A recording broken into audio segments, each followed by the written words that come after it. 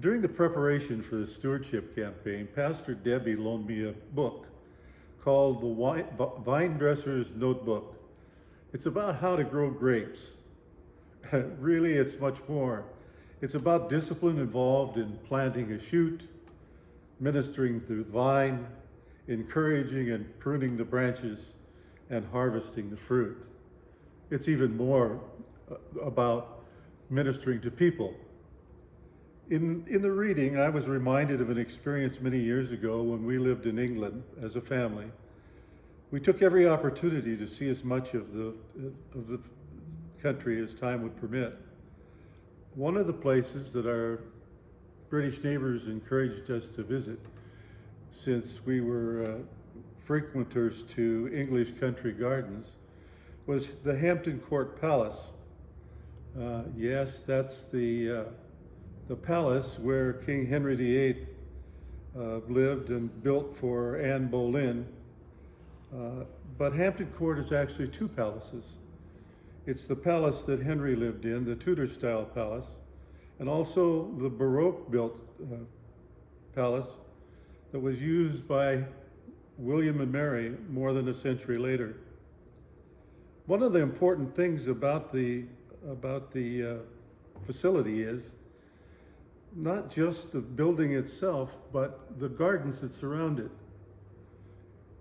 The facility has more than 500 acres of formal gardens and another 725 acres of parkland. And the whole complex is surrounded by a crook in the River Thames. Historically and ethically, it's a sight to behold. So we planned one Saturday to take this trip. It was approximately a 4-hour journey from where we lived, 3 by car and 1 by train. And we planned, since the tourist brochures said that you needed to allow at least 4 hours to see the facility, we planned to take the 4 hours down, spend the 4 hours there, and the 4 hours back. And I applied to my headquarters to have that time available and arrange for somebody else to cover my responsibilities. The palace was amazing. So were the gardens. And we divided our time approximately equally. We anticipated that we'd take a lunch break halfway through, and with 4 little girls that were our progeny, we knew we'd have to make other stops as well. So we spent the first 2 hours in the palace, and then we went to the gardens. In the gardens, interestingly enough, most of the plantings were labeled with names and the variety of plants in small frames on small metal stakes. It was very informative as well as being eye-catching, because many of the plants we weren't at all familiar with, and many of the plants most people that visited were not either. The most interesting thing, though, was another series of signs that attracted our attention that looked like road signs. And each of the signs said grapevine on it, and it pointed in a particular direction. Grapevine this way, grapevine that way, grapevine straight ahead. No small labels for the grapevine. The grapevine was clearly signposted. Seemingly everywhere you turned, there was a sign. Now that was interesting to me, because I was raised in Western Washington and spent some time in California, and I was familiar with Douglas firs, sequoias, the great sequoias, redwoods, and great seemed to fit with great trees. The great Douglas fir, the great redwood, the great General Sherman sequoia. And so I was kind of interested in a vine, but it seemed to me like a misnomer.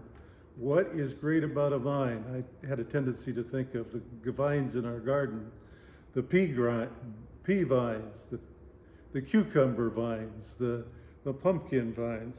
So I resigned myself to the fact that before I left, I was going to have to see this vine. As the afternoon wore on, we realized that we were going to have to make our break if we were going to see this great vine. And so we launched and walked rapidly in the direction that the signs posted.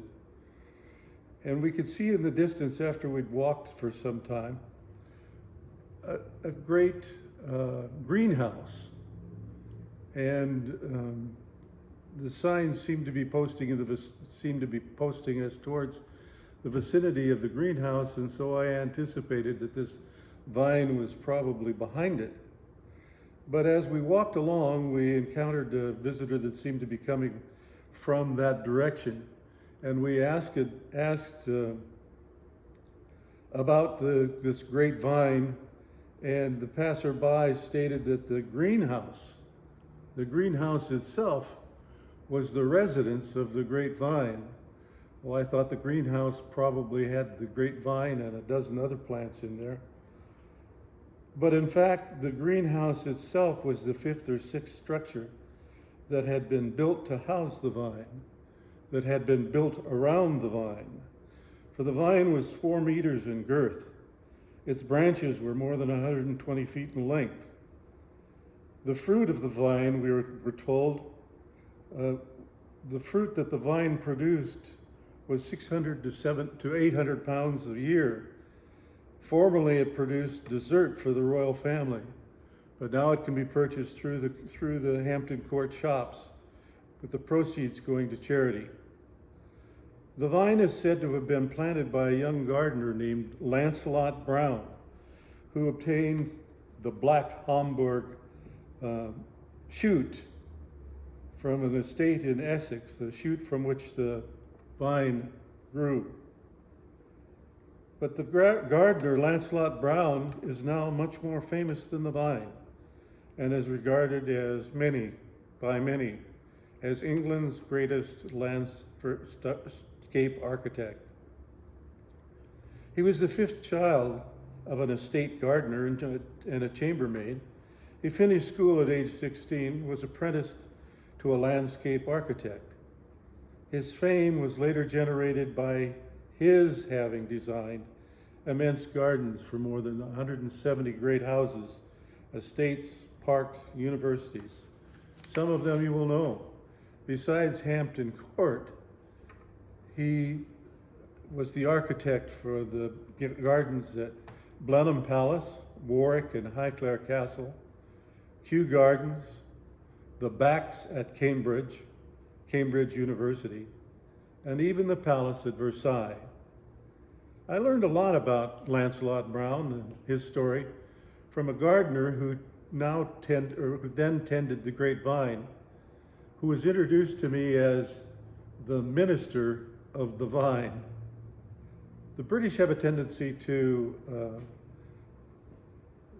give titles such as that for what would seem to be meaningful, but lesser sorts of positions. But I told the gentleman I thought that sounded like a pretty important sounding title. He responded by saying, in addition to other information he provided, that the chap who planted the vine went on to become pretty famous. So I guess there is, for me, some capability. His comment was a bit of a pun on the notion of capability, because Lancelot Brown is better known by his name now as Capability Brown. He took it upon himself as a given name. I guess he thought that Lancelot was a little strange, but his notion that capability should be his name probably came as a result of the fact that it was a custom for the inductees of some social orders, religious and military and knighthood orders, to take upon themselves a sworn characteristic that they intended to dedicate themselves to. Most simply internalized the characteristic, but it appeared that capability chose to use it in practice, to use it as his name, to use it as the name by which he was called. It's said that the name may have come from the practice of approaching clients with the observation, I see some capability in your garden becoming something great. But the fact is that capability chose to sign legal documents with the sobriquet, capability. It's said that capability felt that in designing the layouts for the beautiful gardens that still grace the estates of England and Europe, he was in partnership with God. A poet, contemporary of capabilities, once remarked, "I hope to die before capability, that I may see heaven's gardens as God intended them before capability arrives and sets about to improve them." Who's to say God's capabilities aren't the same? At least we can see in the planting of a single cane some 254 years ago, because the cane was planted in 1768, that this partnership has produced much fruit. It's hoped that we, in partnership with God, if you will, like capability in successive generations of ministers of the vine, may produce much fruit. I believe there is capability in all of us. No matter what characteristic, if any, you may choose to be blessed in your efforts to satisfy, the challenge is given to us by the gospel. You are the fruit. You are the branch.